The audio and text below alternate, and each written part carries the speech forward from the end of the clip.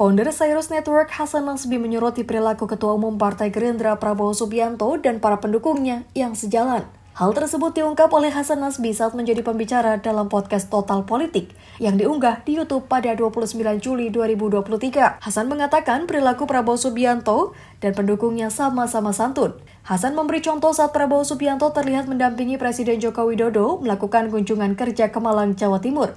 Salah satunya saat belusukan di Pasar Bulu Lawang pada 24 Juli lalu. Saat itu, Hasan menjelaskan masyarakat yang memadati pasar meneriakan nama Prabowo. Namun, Prabowo Subianto langsung memberi isyarat kepada mereka agar tidak melakukan hal tersebut. Video ini pun viral di media sosial. Hasan menilai sikap Prabowo Subianto meminta maaf itu adalah karena ia menghormati Presiden Jokowi. Di Malang itu, besoknya kan diajak Presiden ke Malang tuh, Pindad. Itu orang teriak Prabowo depan Presiden loh. Pak Prabowo sampai gak enak ada Presiden. Maaf Pak, ada yang gak sopan di sini. Kata Pak Presiden, gak apa-apa, ada videonya. Oh gitu. Gak apa-apa kata Pak Jokowi. Jadi ada videonya, viral juga videonya di TikTok. Jadi Pak Prabowo minta maaf tuh karena kelakuan pendukung dia. Teriak Prabowo ada Presiden loh.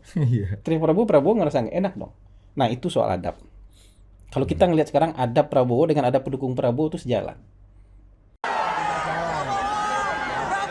Lebih lanjut, Hasan juga menyorot bagaimana para pendukung Prabowo Subianto tidak melakukan sindiran tidak jelas ke figur capres potensial lainnya.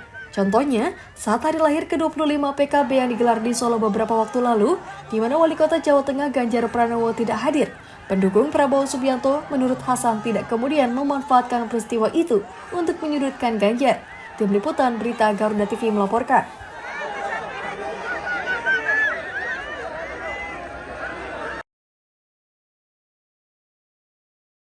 Sekretaris Jenderal Kementerian Pertahanan Marskal Madya TNI Doni Hermawan Taufanto memimpin kegiatan ASEAN Defense Senior Official Meeting Plus tahun 2023 yang dihadiri oleh 10 negara anggota ASEAN dan 8 negara plus di Jakarta pada Kamis 3 Agustus. Doni menyatakan bahwa Indonesia telah menerima mandat sebagai Ketua ASEAN untuk tahun 2023. Peran ini membawa tanggung jawab besar bagi Indonesia dalam memimpin dan memfasilitasi dialog dan kerjasama antara negara-negara anggota ASEAN beserta mitra dialognya. Indonesia berkomitmen untuk memastikan kesinambungan dan kemajuan ASEAN dalam berbagai bidang, termasuk bidang pertahanan dan keamanan. ASEAN Defense Senior Official Meeting Plus melibatkan pejabat senior pertahanan dari negara-negara mitra dialog ASEAN. Forum ini bertugas mempersiapkan agenda pertemuan, menyusun rekomendasi keputusan, serta dokumen-dokumen yang akan dibahas dan diputuskan dalam ASEAN Defense Ministers Meeting dan ASEAN Defense Ministers Meeting Plus. Sekjen Kemhan meyakini